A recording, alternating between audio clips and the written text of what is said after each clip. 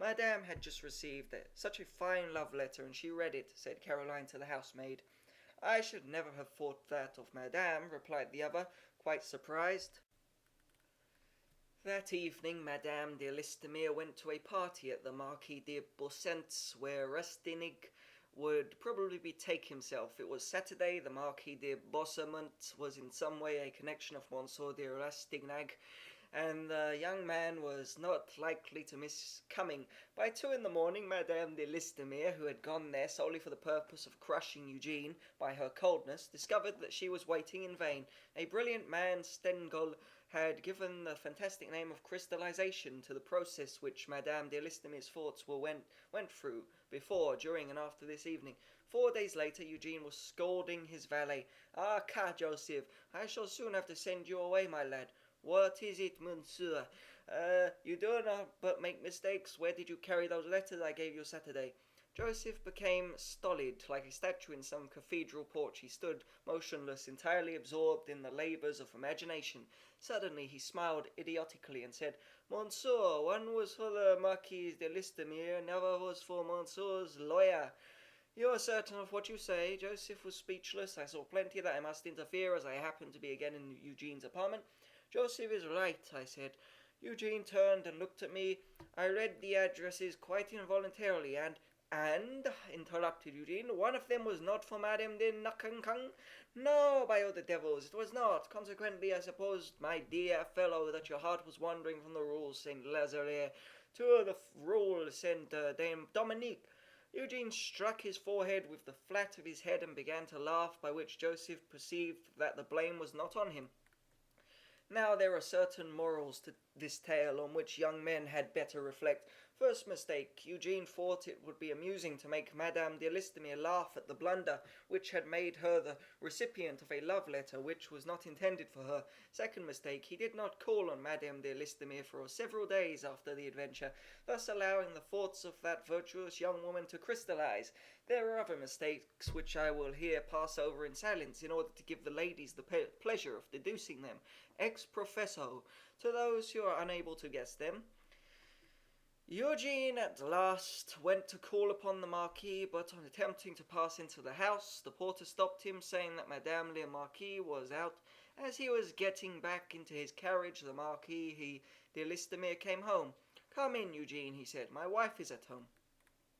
Pray excuse the Marquis. A husband, however good he may be, never attains perfection. As they went up the staircase, Rastignac perceived at least a dozen blunders in worldly wisdom which had uncountably slipped into this page of the glorious book of his life. When Madame de Listomere saw her husband ushering in Eugene, she could not help blushing. The young baron saw that sudden colour if the most humble-minded man retains in the depths of his soul a certain conceit of which he never rids himself, any more than a woman ever rids herself of coquetry. Who shall blame Eugene if he did say softly in his own mind, "What, that fortress too?" So thinking, he posed in his cravat. Young men may not be grasping, but they like to get a new coin in their collection. Monsieur de Listomere seized the Gazette de France, which he saw on the mantelpiece, and carried it to the window, to obtain, by journalistic help, an opinion of his own on the state of France. A woman, even a prude, is never long embarrassed. However difficult may be the position in which she finds herself, she seems always to have on hand the fig leaf which our mother Eve bequeathed to her. Consequently, when Eugene, interpreting in favour of his vanity the refusal to admit him, bowed to Madame de Listomere in a tolerable intentional manner, she veiled her thoughts behind one of those feminine smiles which are more impenetrable than the words of a king. "Are you unwell, madame? You denied yourself to visitors." "I am well, monsieur." "Perhaps you were going out?" "Not at all." "You expected someone?" "No one." "If my visit is indiscreet, you must blame Monsieur de le Marquis.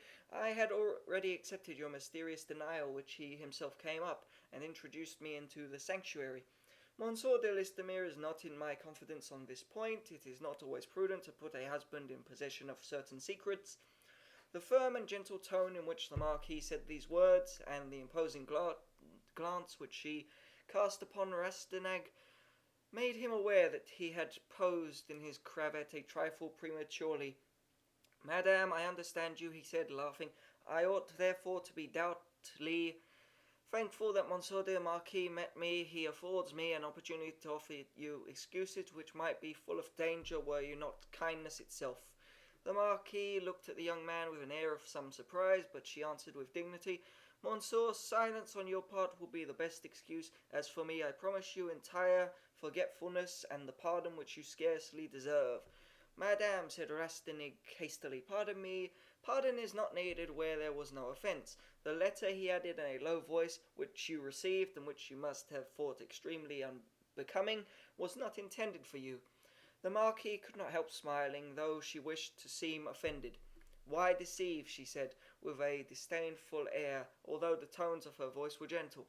"Now that I have duly scolded you, I am willing to laugh at a subterfuge which is not without cleverness. I know many women who would be taken in by it. Heavens, how he loves me, they would say." Here the Marquis gave a forced laugh, and then added in a tone of indulgence, "If we desire to continue friends, let there be no more mistakes of which it is possible that I should be the dupe." "Upon my honour, madame, you are so far more than you think," replied Eugene. "What are you talking about?" asked Monsieur de Listomere, who for the last minute had been listening to the conversation, the meaning of which he could not penetrate. "Oh, nothing that would interest you," replied his wife. Monsieur de Listomere tranquilly returned to the reading of his paper, and presently said, "Ah, madame, dear Mortsauf is dead. Your poor brother has no doubt gone to Clochgourde. Are you aware, monsieur," resumed the Marquis, turning to Eugene, "that what you have just said is a great impertinence?" "If I did not know the strictness of your principles," he answered, naively, "I should think that you wished either to give me ideas which I deny myself, or else to tear a secret from me, but perhaps you are only amusing yourself with me." The Marquis smiled. That smile annoyed Eugene. "Madame," he said, "can you still believe in an offence I have not committed? I earnestly hope that chance may not enable you to discover the name of the person who ought to have read that letter." "What? Can it be still, madame, in Nucingen?" cried Madame de Listomere, more eager to penetrate that secret than to revenge herself for the impertinence of the young man's speeches. Eugene coloured. A man must be more than 25 years of age not to blush at being taxed with a fidelity that women laugh at, in order perhaps not to show that they envy it. However, he replied with tolerable self-possession, "Why not, madame? Such are the blunders we all make at 25. This speech caused a violent commotion in Madame de Listomere's bosom, but Rastignac did not yet know how to analyse a woman's face by a rapid or sidelong glance. The lips of the Marquis paled, but that was all. She rang the bell for wood, so constrained Rastignac to rise and take his leave. "If that be so," said the Marquis, stopping Eugene with a cold and rigid manner, "you will find it difficult to explain, monsieur, why your pen should by accident write my name. A name written on a letter is not a friend's opera hat, which you might have taken carelessly on leaving a ball." Eugene, discomfited, looked at the Marquis with an air that was both stupid and conceited. He felt that he was becoming ridiculous, and after stammering a few juvenile phrases, he left the room. A few days later, the Marquis acquired undeniable proofs that Eugene had told the truth. For the last fortnight she has not been seen in society. The Marquis tells all those who ask him the reason of his seclusion, "My wife has an inflammation of the stomach."